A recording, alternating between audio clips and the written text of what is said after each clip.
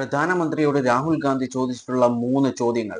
ഈ 3 ചോദ്യങ്ങൾക്ക് പ്രധാനമന്ത്രിക്കോ അല്ലെങ്കിൽ കേന്ദ്ര സർക്കാരിനോ ഉത്തരം കൊടുക്കാൻ സാധിച്ചിട്ടുണ്ടോ? അത് നോക്കുന്നതിന് മുൻപായി ആ 3 ചോദ്യങ്ങൾ എന്താണെന്ന് നോക്കാം. I want to ask 3 questions first, which will make it very clear that the BJP is directing and using the Election Commission to damage India's democracy. The first question, why is it that the CJI was removed from the selection panel of the Election Commissioner? Second question, in December 2023, they changed the law to make sure that no election commissioner could be punished for any action they take while they are election commissioner. Why would the Prime Minister and Home Minister give this gift of immunity to the election commissioner? And finally, why was the law with regards to CCTVs and the data that they contain changed? Why was a law put in place that allows the election commission to destroy CCTV footage 45 days after the election? What is the result of this institutional capture? What is the result of controlling the Chief Election Commissioner and the Election Commission? First of all, we have ഈ ചോദ്യങ്ങൾക്ക് അമിത്ഷായാണ് ഉത്തരം പറഞ്ഞിട്ടുള്ളത്. നമുക്ക് ആദ്യം ചോദ്യങ്ങൾ വ്യക്തമാക്കാം. ഒന്നാമത്തെ ചോദ്യം എന്ന് പറയുന്നത്, ചീഫ് ജസ്റ്റിസ് ഓഫ് ഇന്ത്യയെ എന്തിനാണ് അല്ലെങ്കിൽ എന്തുകൊണ്ടാണ് ഇലക്ഷൻ കമ്മീഷണേഴ്സിനെ അപ്പോയിന്റ് ചെയ്യുന്ന സെലക്ഷൻ കമ്മിറ്റിയിൽ നിന്നും ഒഴിവാക്കിയിട്ടുള്ളത്? രണ്ടാമത്തെ ചോദ്യം, ഡിസംബർ 23-ന് ഗവൺമെന്റ് ഒരു നിയമം ഉണ്ടാക്കിയിട്ടുണ്ട്. ആ നിയമം എന്ന് പറയുന്നത് ഒരു ബ്ലാങ്കറ്റ് ഇമ്മ്യൂണിറ്റിയാണ് ഇലക്ഷൻ കമ്മീഷൻസിന് കൊടുത്തിട്ടുള്ളത്. അതായത് ഒഫീഷ്യലി അവർ ചെയ്യുന്ന ഒരു കാര്യത്തിലും അവരുടെ പേരിൽ നിയമ നടപടികൾ എടുക്കാൻ പറ്റില്ല. ഒരു ബ്ലാങ്കറ്റ് ഇമ്മ്യൂണിറ്റിയാണ് ഇലക്ഷൻ കമ്മീഷൻസിന് നൽകിയിട്ടുള്ളത്. അത് എന്തിന്?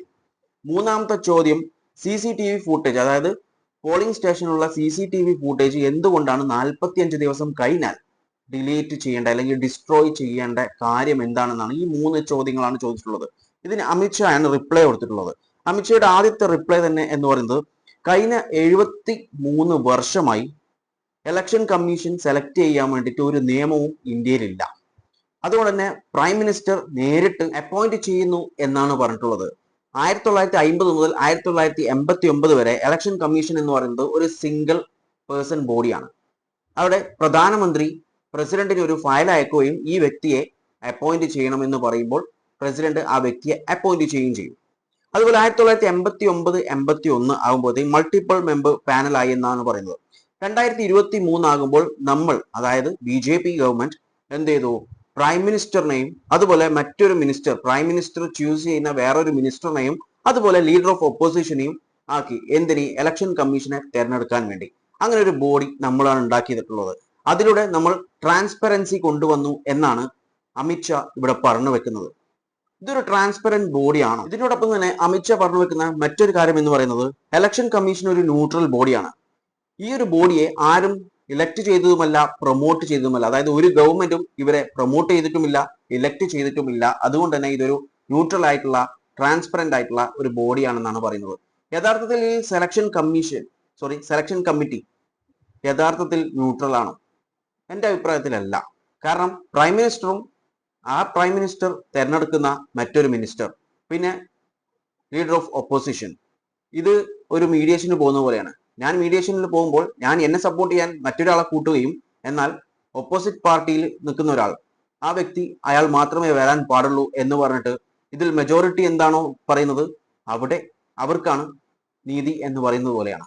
ഞാൻ കൂട്ടിയിട്ട് വരുന്ന ആൾ എന്നെ തന്നെ സപ്പോർട്ട് ചെയ്യും, മറ്റേ ആൾ ഒറ്റക്കുമാണ്. അപ്പോൾ മെജോറിറ്റി ആയിരിക്കാണ് ആ റൂമിൽ.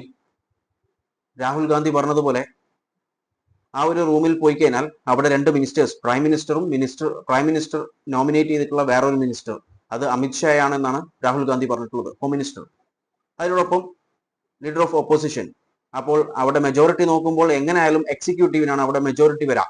ആ മെജോറിറ്റി പോകാൻ വേണ്ടിയിട്ടാണ്, അല്ലെങ്കിൽ ഒഴിവാക്കാൻ വേണ്ടിയിട്ടായിരുന്നു 2023 അനൂപ് ബരൻവാൽ കേസിൽ സുപ്രീം കോടതി പറഞ്ഞിട്ടുള്ളത് പ്രൈം മിനിസ്റ്ററും ലീഡർ ഓഫ് ഓപ്പോസിഷനും അതുപോലെ CJI എന്നൊരു ബോഡി വേണം ഈ ഇലക്ഷൻ കമ്മീഷനെ സെലക്ട് ചെയ്യാൻ വേണ്ടി. പാർലമെന്റ് ഒരു നിയമം ഉണ്ടാക്കുന്നത് വരെ. അങ്ങനെ 2023 പാർലമെന്റ് നിയമം ഉണ്ടാക്കിയിട്ടുള്ളത്. ആ നിയമത്തിലാണ് CJIനെ ഒഴിവാക്കി പ്രൈം മിനിസ്റ്ററും മറ്റൊരു മിനിസ്റ്ററും അതുപോലെ ലീഡർ ഓഫ് ഓപ്പോസിഷനും ആക്കിയിട്ടുള്ളത്. ന്യൂട്രൽ ആയിട്ടുള്ള ഒരു ബോഡിയിൽ നിന്നും അതിനെ മാറ്റി നോൺ ന്യൂട്രൽ ആക്കി മാറ്റുകയാണ് അതിലൂടെ ചെയ്തിട്ടുള്ളത്. അതുപോലെ മറ്റൊരു കാര്യം അമിത്ഷാ പറഞ്ഞിട്ടുള്ളത്, പോളിംഗ് സ്റ്റേഷനിലെ CCTV ഫൂട്ടേജ് 45 ദിവസത്തിന് ശേഷം ഡിലീറ്റ് ചെയ്തത് ആസ് പെർ ദ റൂൾ ആണ്, അല്ലെങ്കിൽ ലോ ആണെന്നാണ് അമിത്ഷാ പറഞ്ഞിട്ടുള്ളത്. അതിനോടൊപ്പം തന്നെ അമിത്ഷാ ചോദിച്ചിട്ടുണ്ട് ഒരു ചോദ്യം, അതായത് 45 ദിവസത്തിനുള്ളിൽ നിങ്ങൾക്ക് എന്തുകൊണ്ട് ചോദിച്ചൂടാ എന്നൊരു കാര്യം. രാഹുൽ ഗാന്ധി ചോദ്യം ചോദിക്കുന്ന സമയത്ത് തന്നെ വേറൊരു കാര്യം കൂടി പറഞ്ഞിട്ടുണ്ടായിരുന്നു, മെഷീൻ റീഡബിൾ ആയിട്ടുള്ള വോട്ടർ ലിസ്റ്റ് അതുപോലെ മറ്റു കാര്യങ്ങളൊക്കെ മെഷീൻ റീഡിംഗ് ആയിട്ടുള്ള തരണം. അത് എന്തുകൊണ്ട് തരുന്നില്ല, അത് തരാത്തത് കൊണ്ട് കാലതാമസം എടുക്കുന്നു ഇതൊക്കെ കണ്ടുപിടിക്കാൻ എന്നൊരു കാര്യം രാഹുൽ ഗാന്ധി ഉന്നയിച്ചിട്ടുണ്ടായിരുന്നു. അതുപോലെ ഇത് നിയമപ്രകാരമാണ് ഈ 45 ദിവസത്തിന് ശേഷം ഡിലീറ്റ് ചെയ്യുന്നു എന്ന് അമിത്ഷാ പറഞ്ഞു. ആ നിയമം എന്തിനു കൊണ്ടുവന്നു എന്നാണ് രാഹുൽ ഗാന്ധി ചോദിച്ചിട്ടുള്ളത്. അതിനുള്ള ഉത്തരമല്ല ഇവിടെ നൽകിയിട്ടുള്ളത്. കാരണം നൽകാൻ ഉത്തരമില്ല. ഉത്തരമുണ്ടെങ്കിൽ കൊടുക്കുമായിരുന്നു. കാരണം 45 ദിവസത്തിനുള്ളിൽ ഇത്ര ധൃതി എന്താണ്?